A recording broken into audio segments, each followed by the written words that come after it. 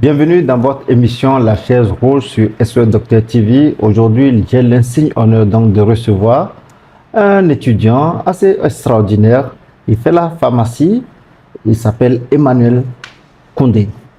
Emmanuel Koundé va nous parler un peu de lui, c'est vrai, mais aussi nous allons nous prêter donc à ce jeu que vous connaissez tous, qui se passe sur votre chaîne. Je me ferai donc l'insigne de lui apporter des éléments de réponse, répondre sans tabou et sans filtre à ces questions. Merci d'être fidèle à cette chaîne, merci d'être fidèle à cette émission, merci pour votre soutien, les commentaires, et vous êtes toujours les bienvenus. Le numéro s'affiche sur vos écrans. Appelez, prenez rendez-vous, vous serez toujours les bienvenus dans cette émission. Merci encore une fois à Emmanuel Koundé. Merci, professeur. C'est un grand plaisir de vous recevoir. Plaisir partagé. Et c'était vraiment, on m'a fait le point, les services techniques ont dit que vous avez beaucoup exigé, insisté à venir, c'est avec beaucoup de plaisir. Et je vous écoute avec beaucoup d'attention et j'espère pouvoir être à la hauteur donc de vos préoccupations. Merci beaucoup une fois encore, professeur, pour l'accueil très chaleureux que je trouve. Comme l'a dit le professeur, je suis Cécile Emmanuel Koundé, étudiant en pharmacie, responsable de la commission santé publique de l'AFAT, membre de l'association 1000% Togo, où j'occupe le poste de responsable du pôle finance et logistique. Merci, professeur, pour la petite histoire. Oui. Je vous connaissais de prénom depuis que j'étais au Bénin, à travers certaines chansons où j'entendais Docteur Condom. Honnêtement, je ne savais pas que c'était un homme. Oui. C'est quand je suis arrivé en faculté de médecine à Lomé, que un de mes camarades me disait que bon, Docteur Condom, il existe vraiment et qu'il est à Lomé, qu'il a même une chaîne, SOS Docteur TV. Oui, tout à fait. Donc, quand j'ai vu l'annonce sur votre chaîne, qui avait l'occasion de vous rencontrer, de vous poser quelques questions, je n'ai pas saisi, je n'ai pas hésité à sauter sur l'occasion. Une fois encore, merci pour ça. C'est un plaisir. C'est un plaisir, c'est un plaisir. Et puis, soyez à l'aise. L'objectif de cette émission, c'est de vous donner vraiment l'opportunité d'interagir, de poser des questions qui vous taraudent de l'esprit. Et je pense que vous avez fait quand même le bon choix. Le bon choix en venant, soyez à l'aise. C'est tout le charisme donc, de cette émission. C'est sans filtre et sans tabou. Merci. Les questions qui me taraudent l'esprit, la première, c'est déjà le nom de l'émission. La chaise rouge. Déjà, professeur, vous nous dites pourquoi une chaise et pourquoi vous l'avez voulu rouge? Pourquoi pas une autre couleur? Oui, d'abord, pourquoi la chaise? Elle est assez particulière. On l'a voulu designer ainsi pour vous dire tout simplement que vous êtes le bienvenu dans cette émission qui vous donne une forme de reconnaissance. Parce que nous avons beaucoup de demandes et la forme de reconnaissance, on doit bien vous accueillir lorsque vous arrivez. Donc, on vous offre une chaise assez confortable, assez majestueuse et vous dire aussi que c'est le symbole de grandeur. Parce que nous voulons que tous ceux qui viennent dans cette émission se disent quelque part qu'ils doivent marquer une rupture. La rupture, c'est de se dire qu'ils doivent être des grands hommes.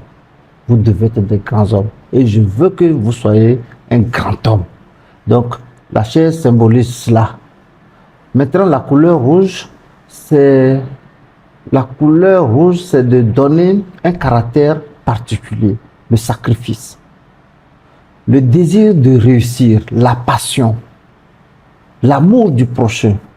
Dans un élan de solidarité, on l'a symbolisé ainsi pour vous dire tout simplement que sans passion, il n'y a pas d'action. Et la passion est symbolisée par la couleur rouge. L'amour est symbolisé par la couleur rouge. Le désir est symbolisé par la couleur rouge. Et surtout, je l'ai dit, lorsque vous prenez la plupart de nos drapeaux, nos symboles dans nos pays, il y a la couleur rouge dedans. Beaucoup de pays optent cela. C'est en mémoire, donc, de ceux qui ont lutté pour les indépendances de nos pays africains. Lorsque je prends le cas du Togo, il y a un carré rouge qui symbolise le sang versé, le sang des martyrs. Mais ici, nous ne voulons pas que le sang verse, mais plutôt montrer le caractère vraiment déterminant, le travail, le sacrifice que nous devons consentir au quotidien, dans nos activités, dans nos fonctions respectives pour pouvoir relever les défis du développement bien entendu, les défis du progrès, amener les jeunes qui viennent dans cette émission, leur dire que la chaise, elle est là pour vous. Vous tous, vous êtes appelés à avoir une assise dans ce pays, une assise en Afrique pour bâtir cette Afrique, pour bâtir nos pays respectifs. Vous venez du Bénin, Exactement. je veux que vous soyez un citoyen qui va marquer le Bénin, qui va marquer l'Afrique, qui va marquer pourquoi pas le Togo, parce que nous sommes en train de travailler justement pour ouvrir les frontières. Vous voyez, le Togo vous a accueilli à la faculté de médecine, vous êtes à l'aise, vous occupez des postes de responsabilité, vous militez au sein des associations. Je voudrais vous féliciter et vous dire que c'est ce que nous voulons de vous. Nous sommes fiers. Votre parcours, nous l'avons rapidement validé parce que nous estimons que vous êtes déjà sur le bon chemin et qu'à travers cette émission, vous aurez les outils encore pour vous dire, pour vous galvaniser et avancer parce que le monde est ouvert à nous aujourd'hui. Avec les nouvelles technologies, avec notre engagement, nous pouvons faire vite et mieux que nous, les aînés, qui avons un peu traîné. Mais ce n'est pas trop tard. Bâtissez, rêvez d'un monde beau, agréable, dans lequel vous pouvez donc rendre vos concitoyens heureux. Voilà l'essence donc de ces symboles. Une chaise majestueuse dans laquelle vous êtes confortablement assis et la couleur rouge qui symbolise la passion. Je le répète encore, il n'y a pas d'action concrète, impactante sans la passion. Merci beaucoup, Je professeur. vous en prie. Vous avez parlé de défis tout à l'heure. Oui. Ma deuxième question va dans ce sens. Ok. Elle va effleurer la question de la santé publique. Oui. Vous n'êtes pas sans savoir que le monde, et en particulier le Togo, fait face à un fléau qui prend de l'ampleur, celui de l'usage anarchique et inapproprié des antibiotiques, Exactement. appelés communément habitiqués, et je m'amuse même à dire qu'ils sont devenus le bobombe national. Et ce fléau crée des phénomènes de résistance aux antimicrobiens. Quelles sont les actions que vous et votre équipe voulez mener dans ce sens pour éduquer la population et sensibiliser contre ce fléau? Alors, ce qu'il faut retenir fondamentalement au niveau donc de ce fléau qui est très très très dangereux pour l'humanité, c'est qu'en dehors de la prise anarchique donc de ces antibiotiques, c'est que il y a l'utilisation de ces antibiotiques au niveau des animaux. Et ces animaux qui sont abattus, qui sont tués, qui sont commercialisés, lorsque nous les consommons, il y a un transfert donc de ces génomes qui sont consommés donc par les êtres humains et donc la lutte doit être faite également au niveau donc des ressources animales où nos amis, nos collègues vétérinaires, médecins vétérinaires doivent aussi s'appesantir sur ce fléau parce que ça passe souvent inaperçu. On voit que la consommation humaine, mais à côté, il y a cette réalité.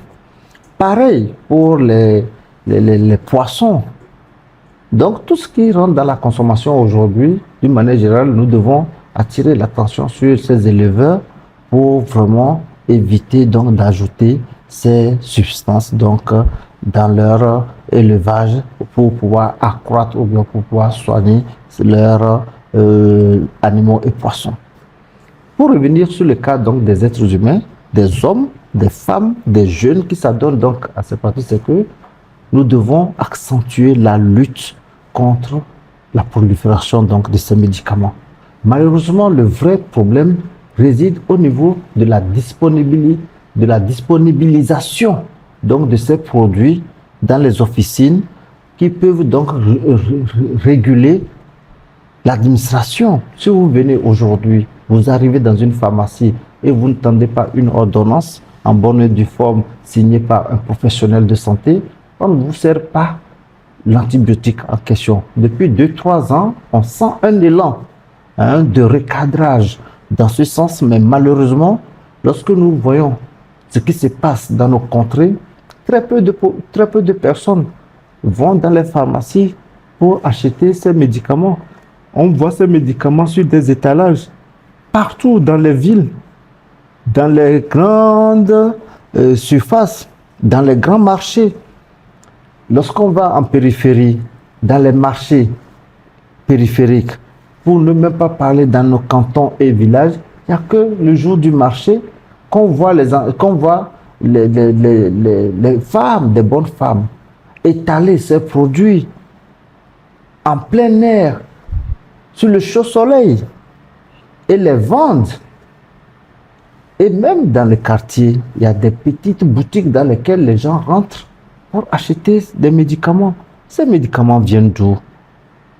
Que ce soit les anti-inflammatoires dont vous n'avez pas fait cas, les conséquences des anti-inflammatoires sur l'organisme, en dehors de ces problèmes, de cette résistance antimicrobienne dont vous avez fait cas, il y a des anti-inflammatoires qui causent l'insuffisance rénale. C'est documenté aujourd'hui. Mais les gens prennent ces médicaments sans contrôle. Donc, je conviens vraiment avec vous que c'est un fléau.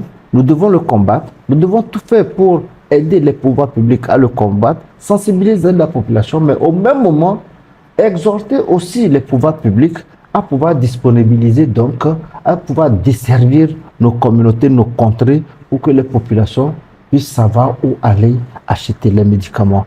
Sensibiliser les jeunes dans les écoles pour marquer une rupture. C'est dans cet élan que nous avons institué les clubs santé pour que ce genre de message soit véhiculé auprès de ces jeunes pour qu'eux ils prennent conscience des dangers liés à la consommation abusive et inappropriée donc, de ces médicaments de rue, notamment les antibiotiques. Merci beaucoup, professeur, pour votre réponse qui était très claire.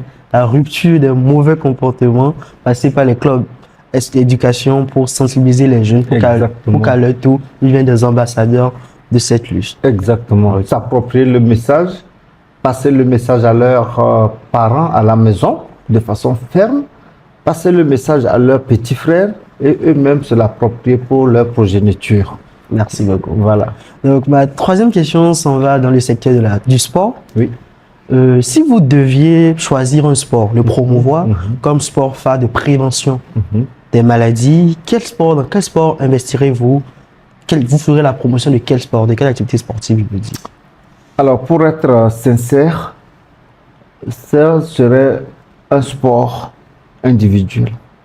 La marche et peut-être instituer un mécanisme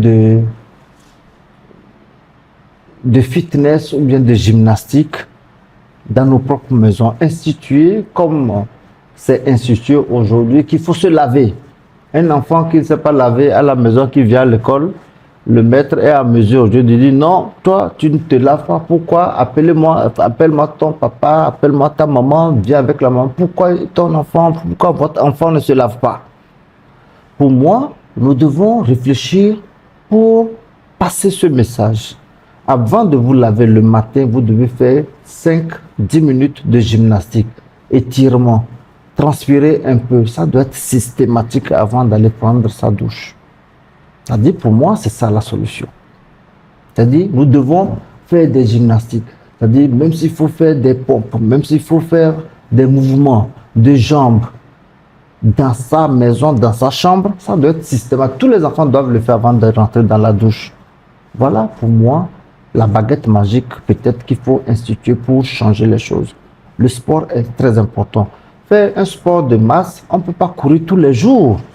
5, 10, 15, 20 le matin avant de venir. Mais chacun une douche, chacun une chambre, ou même si c'est deux, vous vous couchez, vous faites des mouvements, vous vous étirez.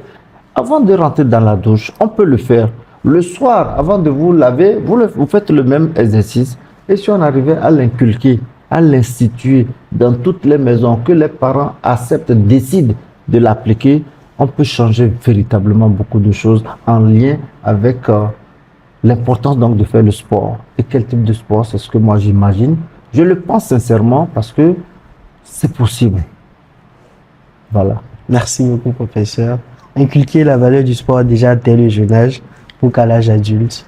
Je profite même de cette opportunité pour signaler ici que nous avons signé une convention de partenariat avec le ministère des Sports et des Loisirs dans le cadre donc de la mise en œuvre de projets d'excellence et d'émulation en milieu scolaire portés donc par les clubs santé SOS Docteur TV, pour permettre aux différentes fédérations, pour permettre au comité national olympique de venir, de trouver un canal, un créneau par lequel ils peuvent, ou bien elles peuvent, ces fédérations, venir sensibiliser les jeunes dès le bas âge sur les différentes opportunités qu'offrent ces fédérations, les activités inscrites dans ces fédérations. Aujourd'hui, c'est vers ces domaines que nous devons orienter nos interventions dans les écoles. Que l'école soit un vivier d'échange, un vivier de promotion des bonnes pratiques. On le dit souvent, un esprit sain dans un corps sain. Et donc, amener les élèves tout de suite à comprendre l'importance même du sport sur leur santé et leur devenir, leur état mental. Pour garantir ou bien préparer une vieillesse saine, nous devons nous adonner au sport.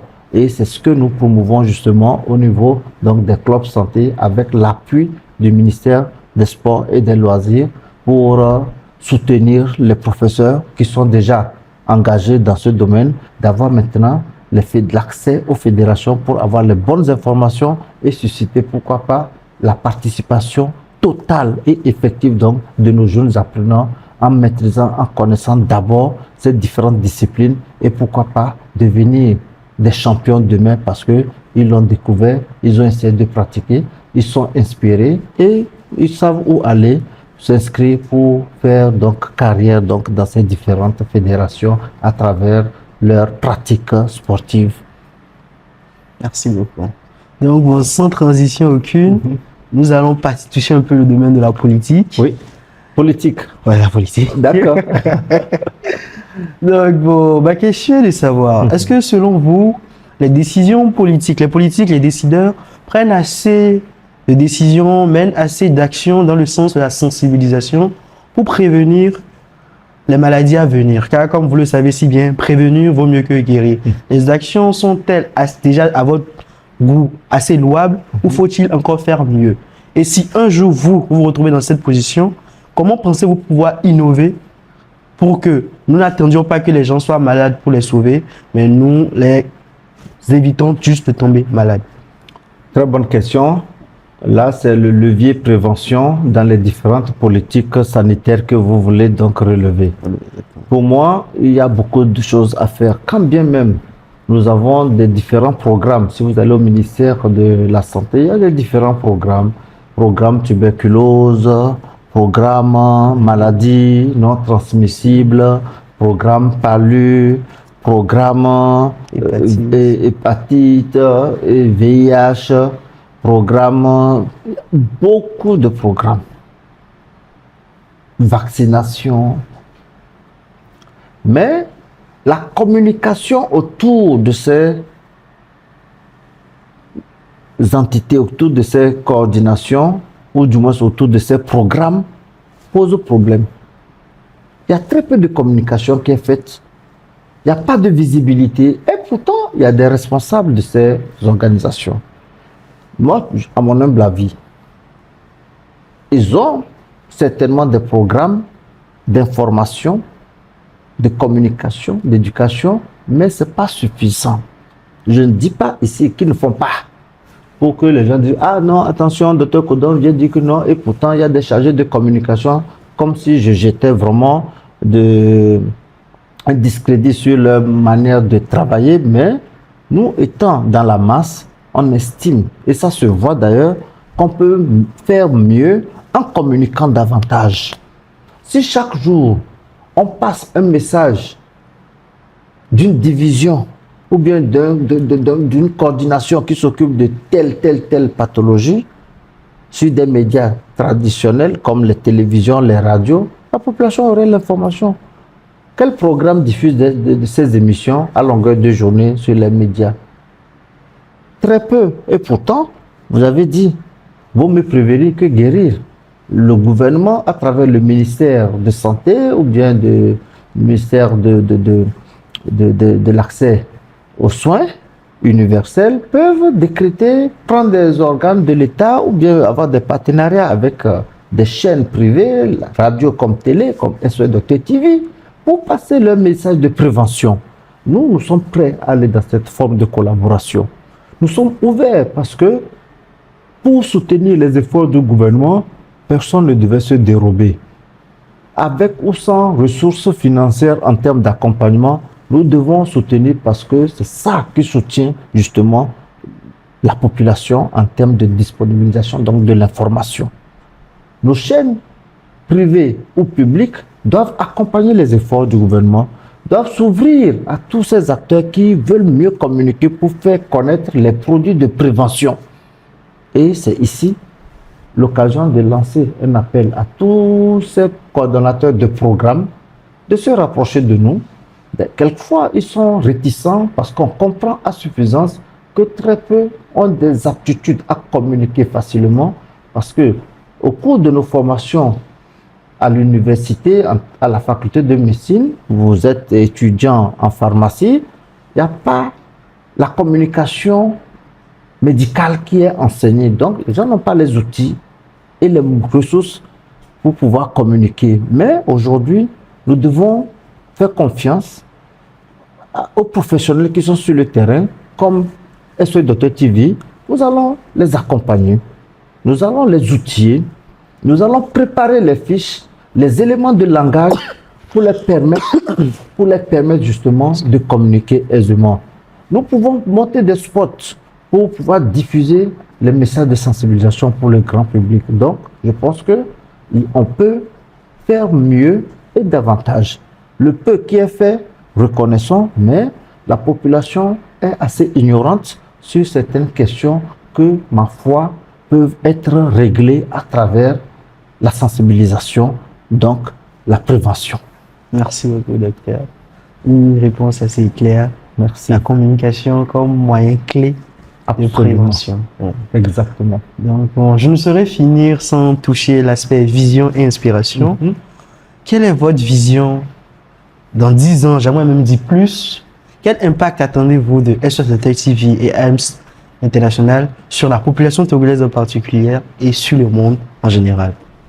Alors, merci pour la question. La vision de SOS Docteur TV et de M-Afrique sur la population togolaise à l'horizon 2035, parce que vous parliez tantôt des 10 prochaines années. Pour moi, la vision de SOS Docteur TV et de M-Afrique est consignée dans un document stratégique aujourd'hui qui est à la portée d'une frange de la population qui nous donne espoir. Qui nous donne espoir que demain sera meilleur qu'aujourd'hui. Qui nous donne espoir qu'avec la jeunesse éclairée, on peut bouger les lignes. Et cette jeunesse éclairée doit être outillée. Et les éléments d'outils se retrouvent donc dans les clubs santé qui sont institués, je dis bien institués, dans tous les établissements du secondaire au Togo.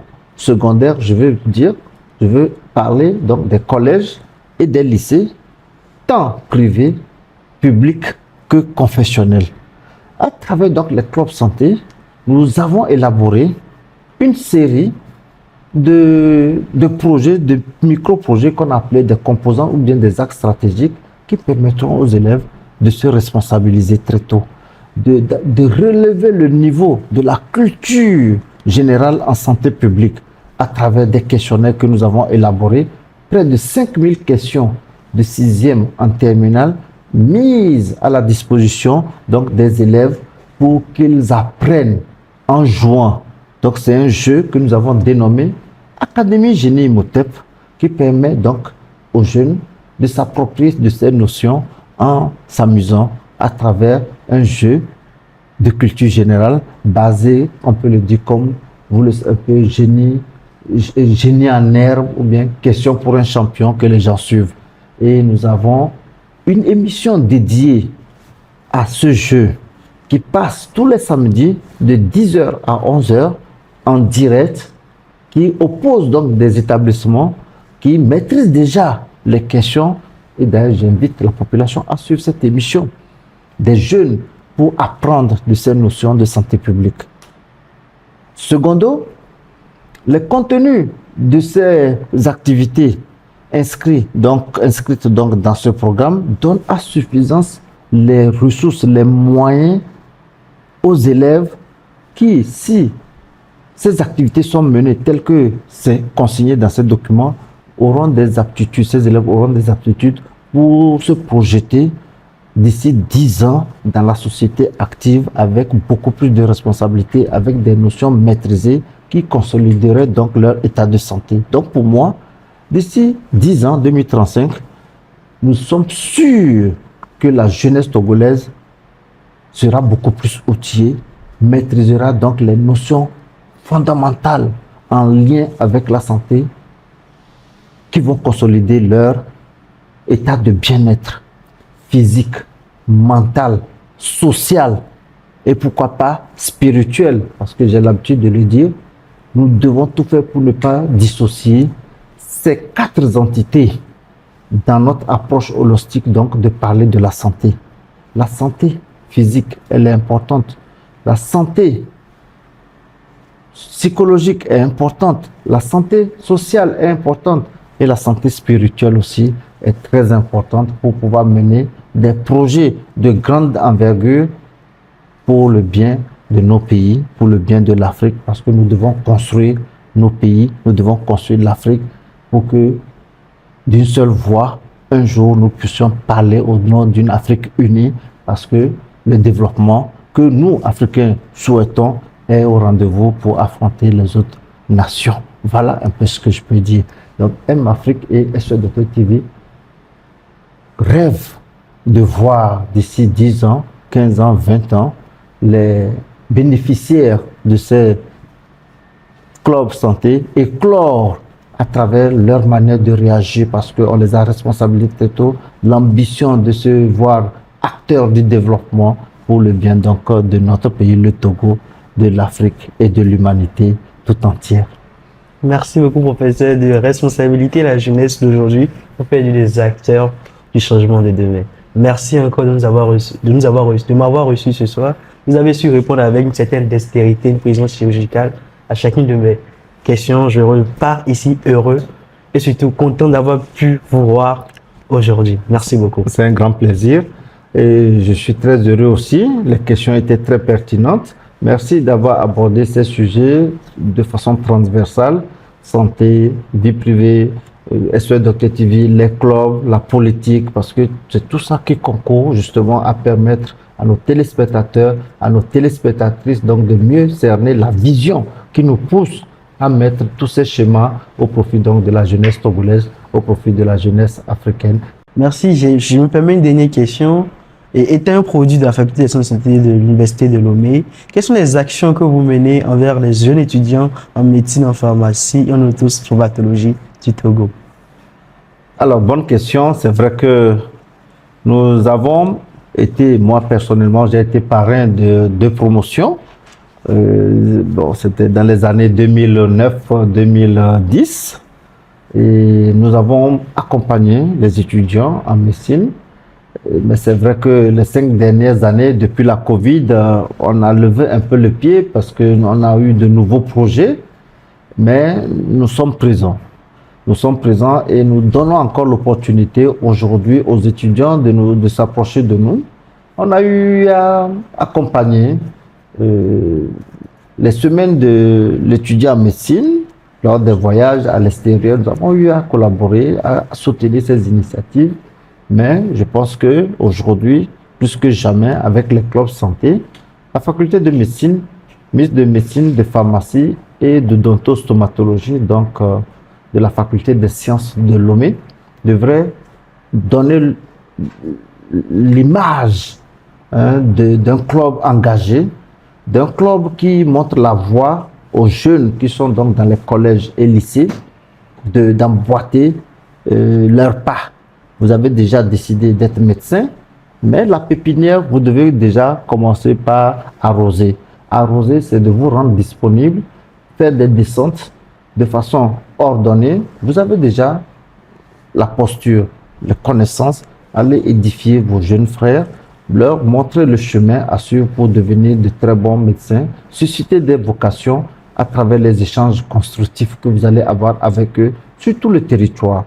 Nous sommes prêts à financer à encourager ces sorties parce que vous êtes déjà des personnes ressources. Vous êtes déjà des personnes outillées qui ont l'expérience, qui vivent dans cet univers. Et nous rêvons simplement que votre apport pour ces jeunes peut être bénéfique en termes de consolidation de leur perception de la médecine et de la santé. Bien entendu, il y a une nuance et surtout leur donner l'envie de faire aussi cette belle expérience en intégrant la faculté mixte de médecine, pharmacie et de dentostomatologie. Voilà les éléments de réponse que je peux vous apporter par rapport à cette question. Merci. Merci encore une fois de nous avoir suivis. C'est un plaisir donc de recevoir Emmanuel Koundé sur ce plateau dans votre émission La Chaise Rouge. Nous sommes arrivés à la fin de cette émission. Le prochain rendez-vous, vous le connaissez. Le numéro s'inscrit. Envoyez vos demandes. Nous aurons toujours le même plaisir de vous donner l'opportunité donc de participer à cette émission. Merci encore une fois. Restez fidèles à votre télé, SOS Docteur TV, la télé utile, la télé qu'il vous faut. Et n'oubliez surtout pas de partager, de liker et de partager ces bons moments que vous avez passés avec nous sur nos plateformes, sur nos différentes plateformes, sur nos pages. Et voilà, laissez vos commentaires et avis. Faites-nous des propositions, faites-nous des suggestions. Nous sommes là pour vous édifier sur des questions de santé publique. Merci et au revoir. À très bientôt.